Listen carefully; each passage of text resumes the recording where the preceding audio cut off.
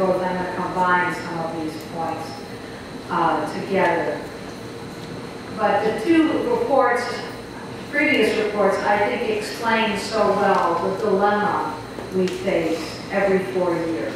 Regardless of how much we've been able to accomplish in the struggle, it is like every 4 years, this giant sucking sound that literally pulls all the oxygen, all the political oxygen out of the air. I mean, it literally changes any other debate, becomes which of the two political parties. And the Republican Party plays a very important role in pulling the whole debate and everything happening in the country way, way to the right, and just infusing it with that toxic poison of racism and reaction and anti-women propaganda, anti-immigrant propaganda. That's a very important role. We need to recognize why. What does the Democratic Party and what does the Republican Party do? They both have a very important social base, and they play a very important role.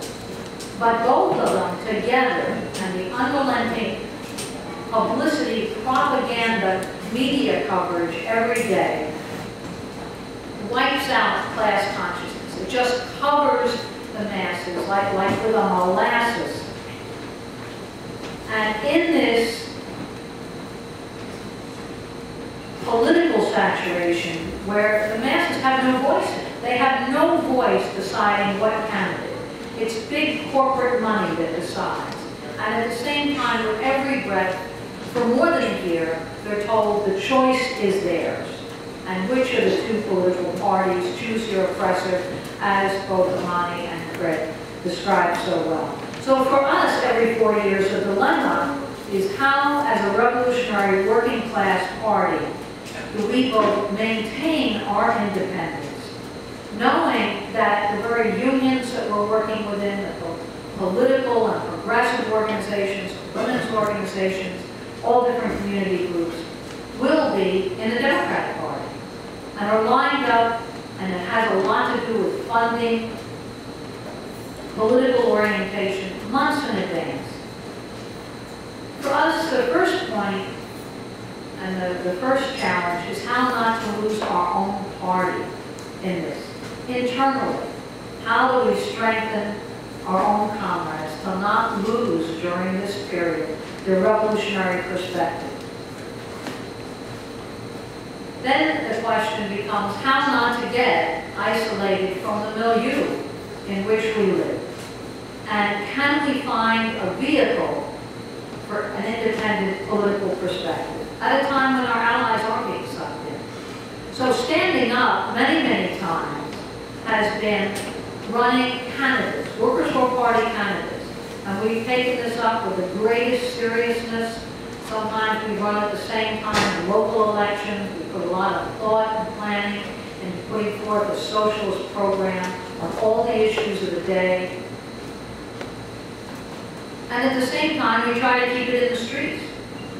We've had, against the candidates, I remember against Clinton on his birthday, there was a confrontation. I think Teresa, pardon?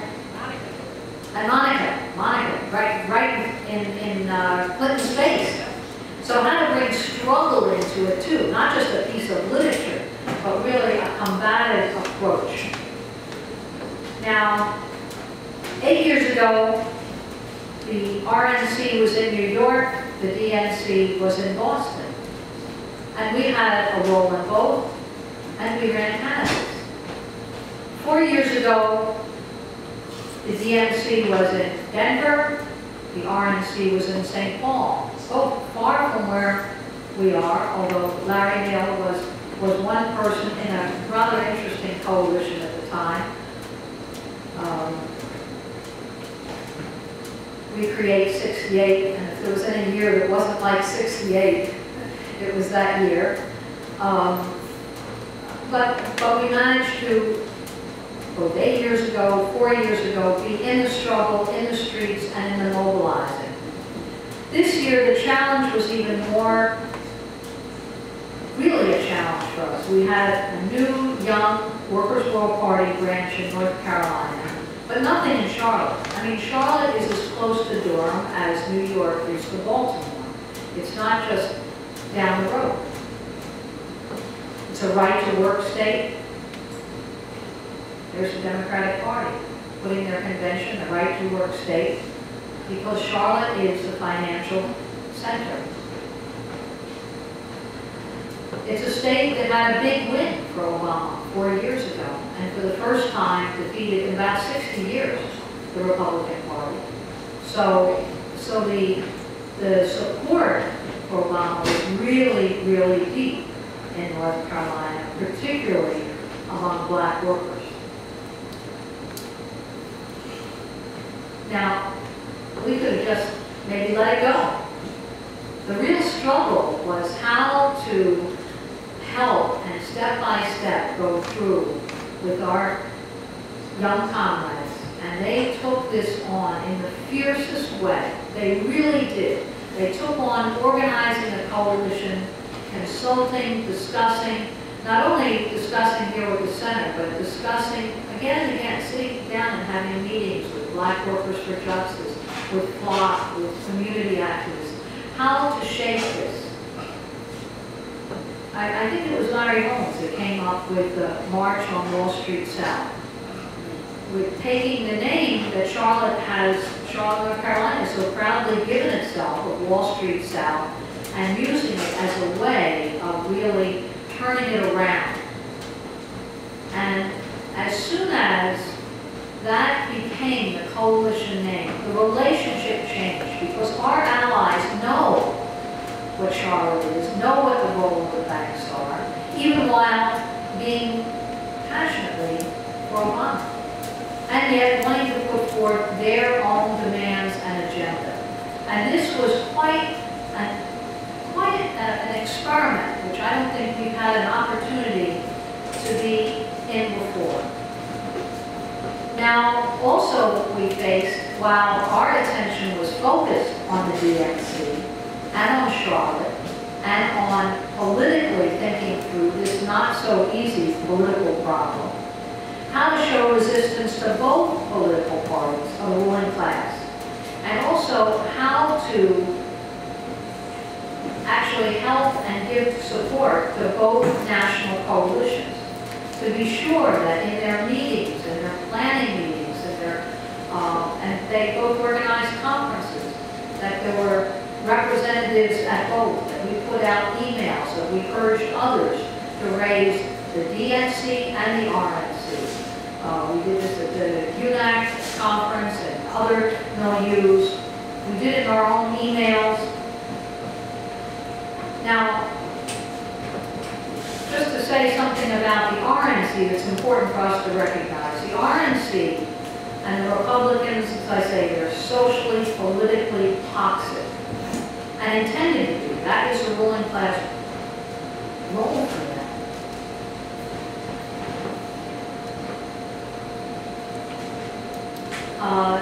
But the organizers of the Tampa demonstration and the RNC faced themselves a particular dilemma. The key organizers of the effort in Tampa 4 years ago were the organizers of the demonstration in St. Paul. And the Republicans didn't just let that go. The entire leadership of that current are facing grand jury subpoenas, possibly years in prison, FBI raids. And it might have been understandable if they said, well, look, to preserve our leadership, we're just going to give a pass. We don't have anybody in Tampa.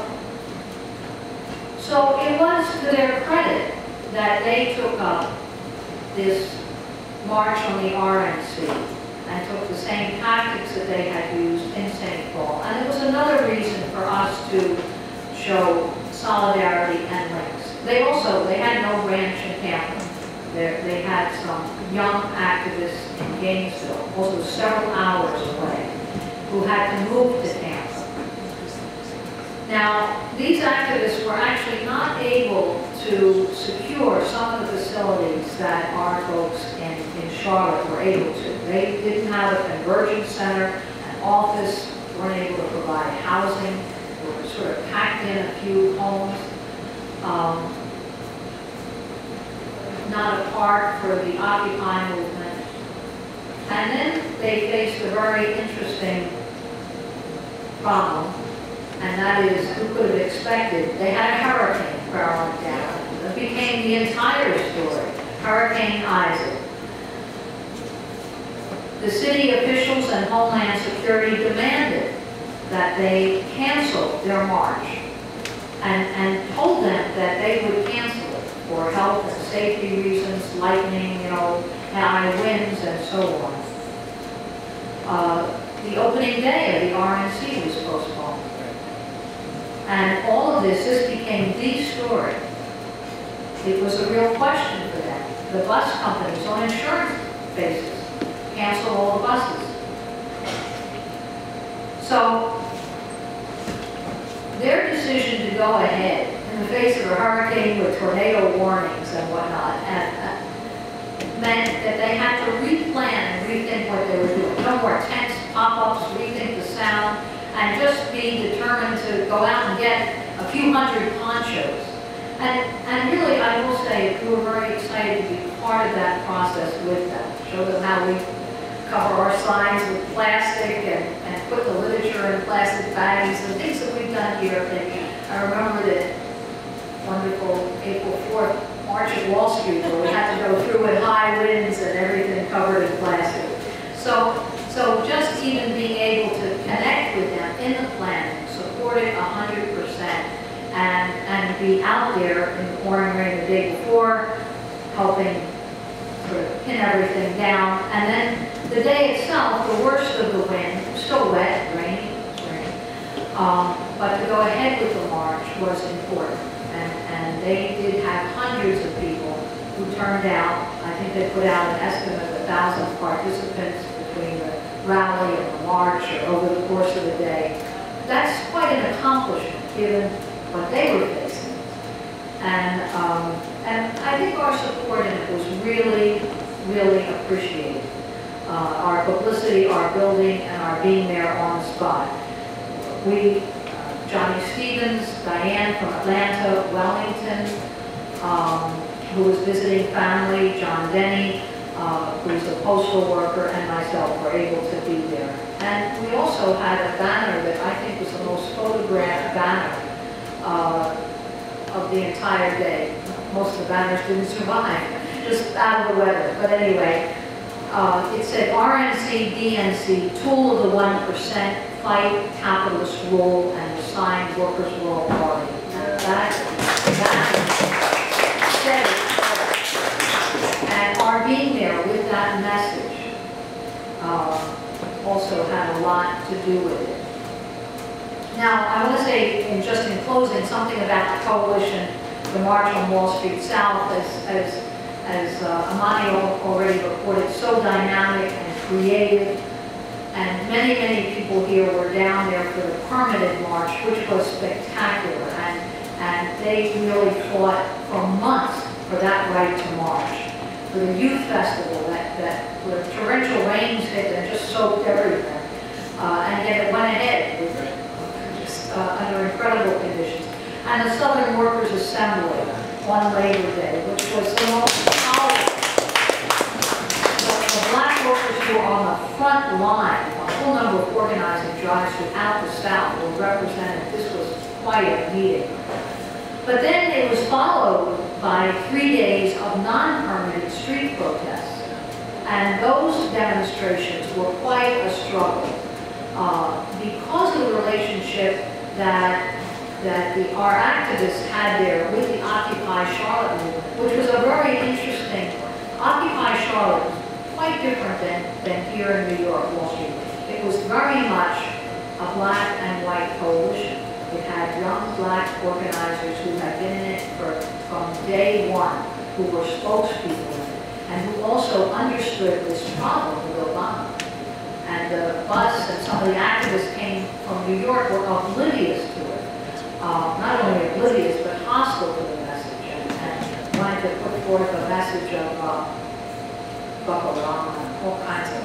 Their messaging was wrong, and Occupy Charlotte both secured a park for them by daring the city official, and we worked this out with them. This is the time to reclaim public space, but then went down and politically battled with them on the approach and made sure that their line, their chance, they had the sound, that they made the signs, came through, of challenging both political parties, corporate rule, the banks.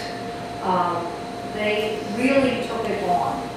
There was another thing that happened, by the way, right on the convention floor, and this shows this coalition really made an impact. It was national news. So CNBC had Ben and Yen, who's a black activist from the Occupy Charlotte movement, on the convention floor to comment on the March on Wall Street sale. And this is, boy, you got to see this interview. If anyone hasn't seen it, there's a raucous noise around them, the convention going on around them, and they're standing up on a little stand with the cameras on them, and there is not a line of demagogy, it's not strident, but they really explain the problem of the banks and corporate rule and foreclosures and needing money for education and healthcare. Both of them went back and forth. It's an incredible interview, and it shows the kind of, it was the same thing when they did interviews on Democracy Now!, Huffington Post, all kinds. The political movement, for the first time, I think we made more gains with this struggle. Now, in closing, I want to say something about these non-permanent actions, because we didn't know what to expect, except to be in the streets, and the actions were all on Twitter at last minute.